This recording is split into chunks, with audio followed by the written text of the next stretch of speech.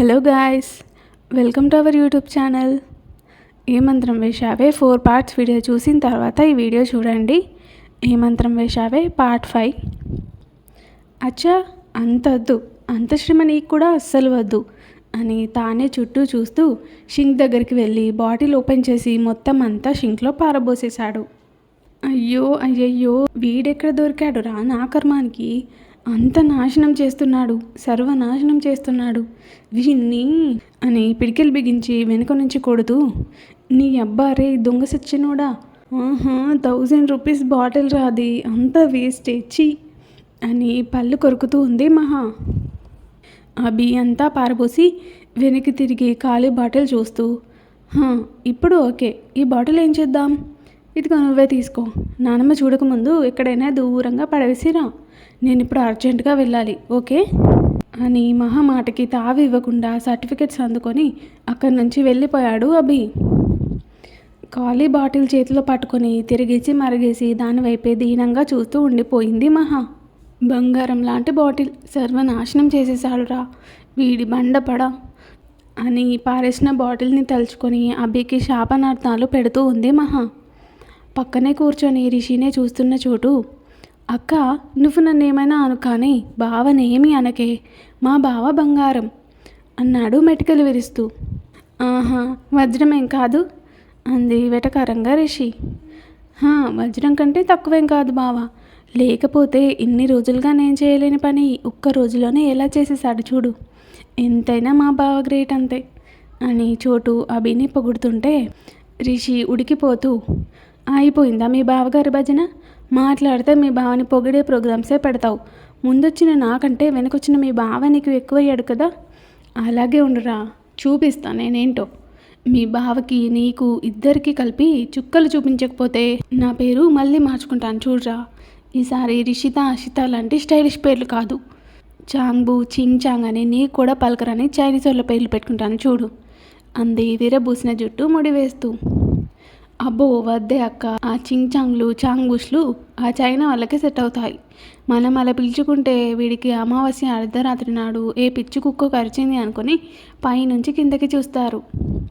అయినా ఆల్రెడీ మాకు చుక్కలు చూపిస్తూనే ఉన్నావు కదక్క నువ్వు, అంటే నేను తప్పించుకున్నా అనుకో, కానీ పాపం బావ బలయ్యాడు కదా, నీ చేతిలో బలవ్వడానికి అన్నట్టు తన చేత్తో తానే నీకు తాళి కట్టేశాడు, పాపం బావ, మా బావని ఎలా కాపాడుకోవాలో ఏంటో అని దీనంగా మొహం పెట్టి చోటు అంటుంటే రిషి కోపంగా చూస్తూ చోటు జుట్టు పట్టుకొని గట్టిగా లాగింది. చోటు నొప్పితో, అక్క వద్దులే, అబ్బా ప్లీజ్ వద్దులే అని రిషి చేతి నుంచి జుట్టు విడిపించుకొని రిషికి దొరకకుండా బయటికి పరుగులు పెట్టాడు.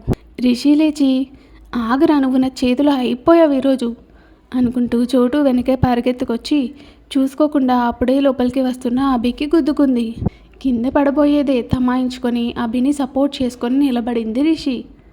కళ్ళు ఎక్కడ పెట్టి నడుస్తున్నావు, పబ్లో కానీ పెట్టచ్చవా ఏంటి అన్నాడు అభి రిషిని గట్టిగా పట్టుకుంటూ. కోపంగా అభి నుంచి విడిపించుకొని, మరి నువ్వెక్కడ పెట్టుకున్నావు, నెత్తి మీదనా, నేను నడవట్లేదు పరిగెత్తుతున్నాను, అడ్డంగా అడ్డగంటలా నువ్వొచ్చిందే కాక అన్నీ అంటున్నావా నీ అబ్బా అంది కోపంతో పళ్ళు పటపటా నూరుతూ. ఓయ్ పిచ్చి పిల్ల, ఏంటా లాంగ్వేజ్, మంచిగా మాట్లాడడం రాదా నీకు, చిన్నపిల్లలా ప్రవర్తిస్తావు, ఇప్పుడు నీకు పెళ్ళయింది, నువ్వు ఇంటి కోడలివి, ఇప్పటి నుంచైనా కాస్త నీ పద్ధతులు ప్రవర్తన మార్చుకొని నీట్గా ఉండటం నేర్చుకో అన్నాడు అభి తన వంకే చూస్తూ.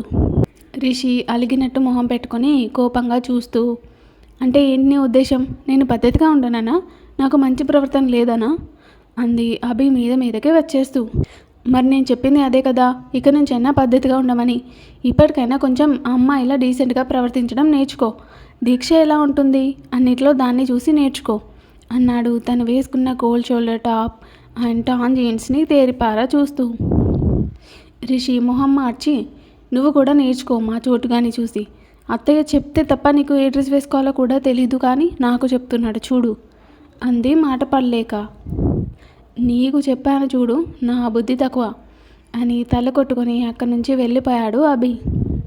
రిషి అదే మాడిపోయిన మొహంతో, అలా అంటాడు ఏంటి, పద్ధతిగా అంటే ఇంకెలా ఉండాలి, దీక్షలాగా అంటే హాఫ్ శారీ వేసుకోవాలా, అమ్మో ఆ హాఫ్ శారీ వేసుకొని రోజంతా ఉండాలా, నా వల్ల అయ్యే పని కాదు శారీ అయితే బాబోయ్, అది అంతకంటే కాదు, మరి పద్ధతిగా అంటే ఇంకా ఎలా ఉండాలి అని ఆలోచిస్తూ ఉండిపోయింది.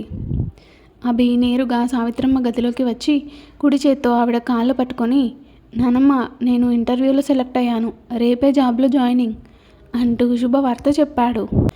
ఆవిడ ఆశీర్వదించి పైకి లేపి, ఎంత శుభవార్త చెప్పావురా, ఇదంతా మన మహాలక్ష్మి మన ఇంటికి వచ్చిన వేళ విశేషం, చెప్పలేనంత సంతోషంగా ఉంది కన్నా. ఇదిగో నీరజ, నీరజ అని పిలుస్తారు నీరజని. అత్తయ్య అంటూ నీరజ పరుగున వచ్చి ఆవిడ ముందు నిలబడగానే, తొందరగా వెళ్ళి స్వీట్ చేసి తీసుకురా నీరజ, నోరు తీపి చేసుకోవాలి, నీ కొడుక్కి ఉద్యోగం వచ్చింది, ఇక నుంచి మనకి అంతా మంచి జరుగుతుంది అంది అభి తల నిమురుతూ.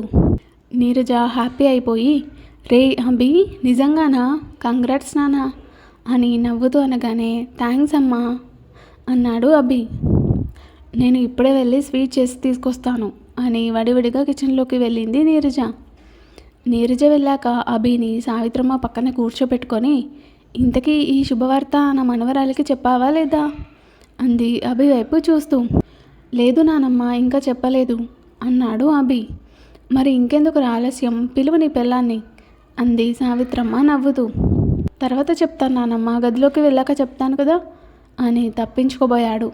కానీ సావిత్రమ్మ వదలకుండా, ఇంత మంచి శుభవార్తని ఎందుకు ఆలస్యంగా చెప్పడం, మహాలక్ష్మి కూడా సంతోషిస్తుందిరా, నువ్వు ముందు పిలువు, నేను చెప్తాను అంది నవ్వుతూ.